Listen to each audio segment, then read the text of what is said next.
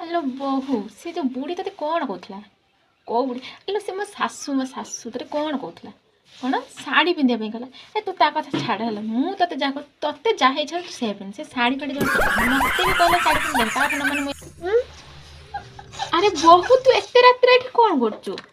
କ'ଣ ମ୍ୟାଗି କରୁଛୁ? ମତେ ଡାକିଲୁନି ମୁଁ ଆସିଥାନ୍ତି ସାଙ୍ଗ ହେଇକି।